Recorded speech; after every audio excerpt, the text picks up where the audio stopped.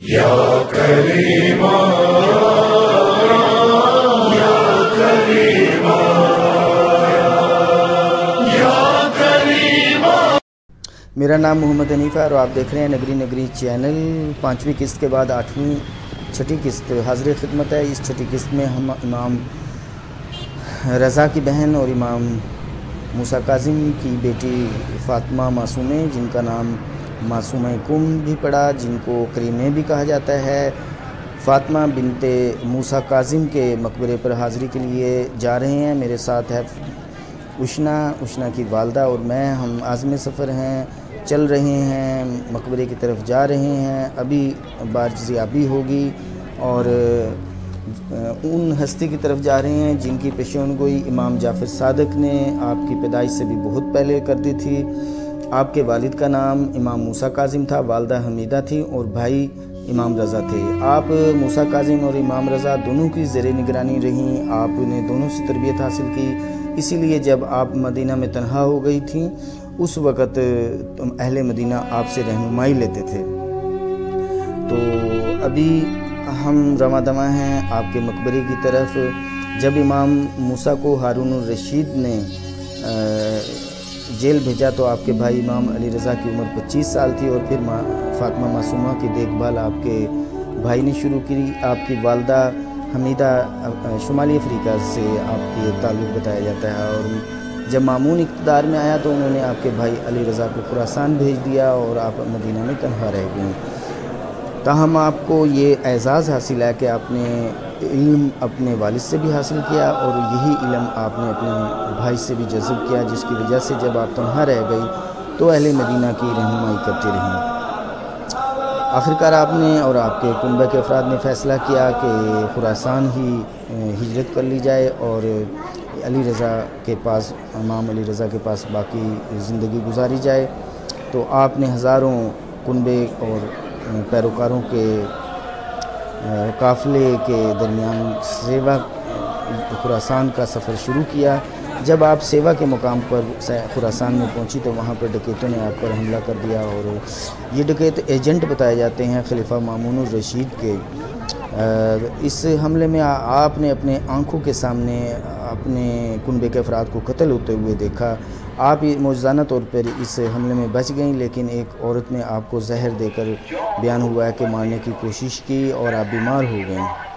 इसी बीमारी की हालत में आपको कुम ले जाया गया एक खजरे के बाग में। वहीं पर आपका इंतकाल हुआ, उसी बाग में आपको दफन कर दिया गया, जिसको आजकल जहाँ पर ये आप इबादत होते हुए नज़र आ रही हैं, ये एक पहले बाग था।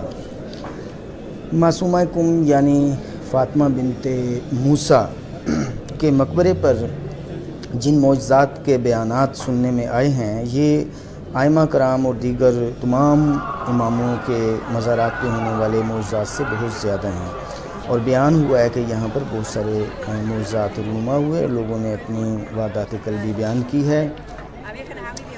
तो हम रवां दवा हैं मासूमा कुम के मज़ारात पर, जहाँ पर इराक़, ईरान, शाम, पाकिस्तान, इंडिया, अफ़गानिस्तान और दुनिया के बहुत सारे ममालिक से ज़ायरीन अपनी इल्मी प्यास और रूहानी प्यास को बुझाने के लिए तशरीफ़ लाते हैं।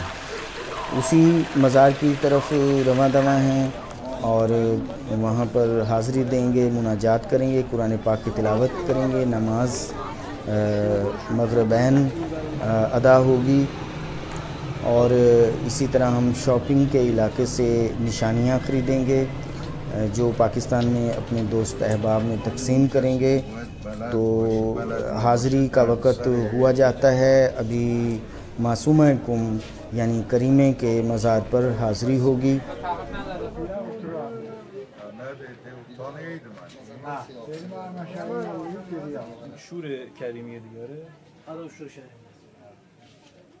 شورا مثلا فلان حتما جنس की दाखिल शतमन शूरा इसमें किताब शूरा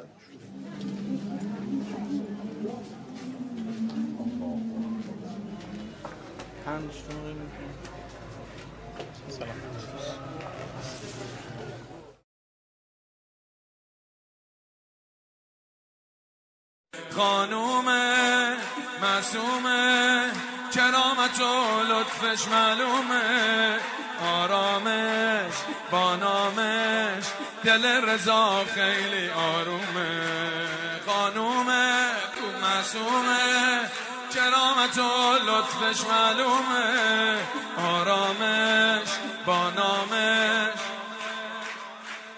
روح مناجاتی، عمه ساداتی، اذن دخول من قبله حاجاتی، روح مناجاتی، عمه ساداتی، اذن دخول من قبله حاجاتی، این شعر پر از آرایه من، این نوکری سرمایه من هرچی دارم از لطف توه، ساید رو سرم همسایه من. हाजरीन, अभी हम ले चलेंगे आपको एक ऐसी दुकान पर जो बिल्कुल मासूमा कुम के मकबरे के साथ है और जहाँ पर ईरानी सोहन हलवा, जिसे कुम का हलवा कहते हैं, वो बराए फ़रोख्त मौजूद है। उस दुकान में जाने से पहले तारुफ़ करा दूँ, ये टाफ़ी भरा हलवा होता है जो भुरभुरा होता है, और ये ज़ायरीन जब कुम में आते हैं तो लाज़मन इस हलवे को ख़रीदते हैं, क्योंकि ये हलवा बहुत ही क़ुव्वत बख्श हलवा है और इसके अज्ज़ाए तरकीबी भी बहुत ही शशदर करने वाले हैं, हैरान करने वाले हैं। इसके अज्ज़ाए तरकीबी में शामिल हैं बादाम सेहत के लिए बिल्कुल मुसल्लमा हैं, और इसमें इस्तेमाल होता है वेजिटेबल आयल। कुम की फैक्ट्रियों में ये इस्तेमाल होता है जब सोहन हलवे को बनाए जाते हैं, और गंदम के खोशे जब गंदम उग रही होती है तो ये कच्ची गंदम भी इसमें इस्तेमाल होती है। और इसके साथ साथ इसका एक बड़ा हिस्सा इस हलवे का, चूँकि ये भुरभुरी टाफ़ी नुमा होता है, वो चीनी है। चीनी के साथ साथ गंदम का आटा भी इस्तेमाल किया जाता है, और इसमें जायके को बरकरार रखने के लिए इस हलवे में अंडे का योक, जिसे जर्दी कहते हैं, वो इस्तेमाल होता है, और ईरानी मक्खन भी हलवे के अज्ज़ाए तरकीबी में हैं।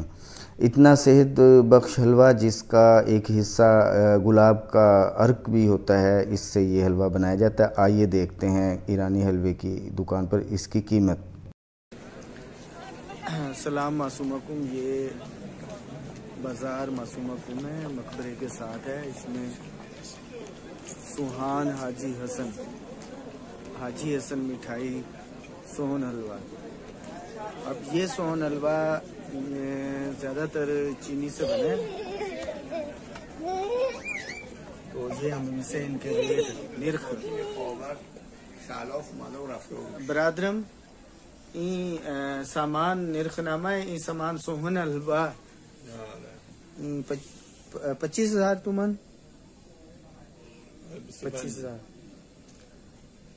ये सोहन हलवा 25,000 तुमन में है, ये 25,000 में है, ये 65,000 45 4 5 45,000 में ये है। 35,000 सी 5। हाँ, ये 35,000 में सोहन हलवा है। पाकिस्तान। तो ये हैं चॉकलेट, कुर्दिश चॉकलेट।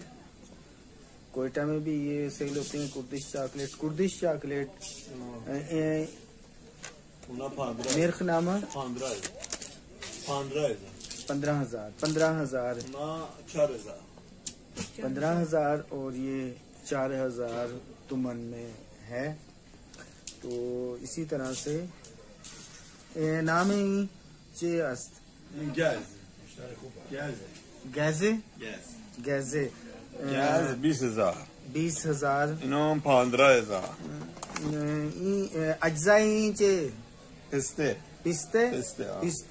ये पिस्ते से बनाया गया, पिस्ता से, और 20,000 का है। ये पिस्ते से बनाया गया है। ये टोपी वो जो होती है ना पोस्ट वाली,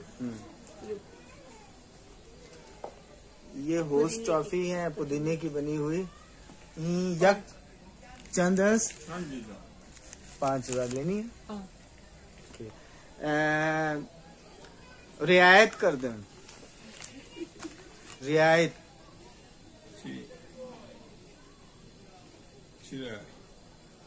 चंद उरे जा रियायत चंद कर दें कर से मेरे पास नहीं। हाँ। 3 दे दे 10,000 कर से ना आ तो वो कितने की बता रहे हैं? वो भी तो 5,000 की एक बता रहे हैं। 3 हाँ 3 रख के बता दो। कर से ना आ दफ्तर नामी, तो ये हम खरीदने की कोशिश कर रहे हैं। कितने नहीं दा दा दा से 10 की हम कह रहे हैं, लेकिन 10 की दे ही नहीं रहा।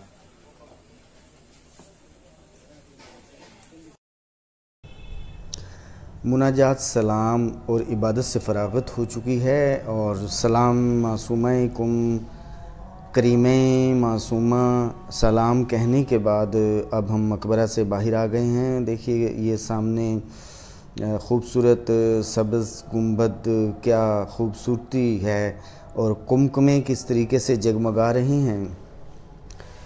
हम बाहर आ चुके हैं ताकि कूचा आबशार, जहाँ पर हमारा स्वीट बुक है, वहाँ पर वापस जा सकें और शाम का खाना भी खाना है। सयाह ईरान में आते हैं, जिनके पास सियाहती वीज़ा होता है, वो तारीख़ी मकामात की सियाहत करते हैं और वापस ईरान से कूच कर जाते हैं, और दूसरे शहर जैसे तेहरान है जहाँ पर बहुत सारे सियाहती मकामात हैं। इसी तरह से शुमाली ईरान है, वहाँ पर अच्छे मनाज़र हैं, वो देखने के बाद या तारीख़ी मकामात और तारीख़ी जगहें और ज़रतश्तियों की जगह देखने के बाद वापस चले जाते हैं और मुक़द्दस मकामात से महरूम रह जाते हैं। तो अगर आपके पास सियाहती वीज़ा भी है तो आप पर कोई पाबंदी नहीं है, आप ज़ियारत भी कर सकते हैं। तो मैं यही कहूँगा कि सयाहों को कि वो ज़ियारत भी करें। ज़ायरीन जो हैं वो सिर्फ़ मकामात मुक़द्दसा पर आते हैं और ईरान की सियाहत नहीं कर पाते, और इसी तरह से सियाहत वाले जो हैं वो ज़ियारतें नहीं कर सकते। तो दोनों ही दिलचस्प हैं। देखिए कितने खूबसूरत नज़ारे हैं। ईरान का वो हिस्सा जहाँ ज़ायरीन की आमद व रफ्त है दिलचस्पी से खाली ना है। अगर आपके पास सियाहती वीज़ा भी है तो आप कुम ज़रूर तशरीफ़ लाएँ और देखें कि यहाँ पर कुम में शाम कितनी खूबसूरत है, किस तरह से कुमकुमे जगमगा रहे। हाज़रीन, किस्त नंबर 7 में आप देख सकेंगे आबोताब पार्क की सैर, जो कुम में सियाहत के दौरान अक्सर ज़ायरीन यहाँ पर नहीं आते, और मस्जिद जमकरा जहाँ पे इंतज़ार हो रहा है मेहदी अलैहिस्सलाम का, और जिस गार में खिज़र अलैहिस्सलाम ने इबादत की वो उसकी भी सैर करेंगे। और कॉम्प्लेक्स है ये बहुत ही मारूफ़ महरूमा, और टिकट लेकर हम आज़म सफ़र होंगे तेहरान की तरफ, और मंजिल है बाकू।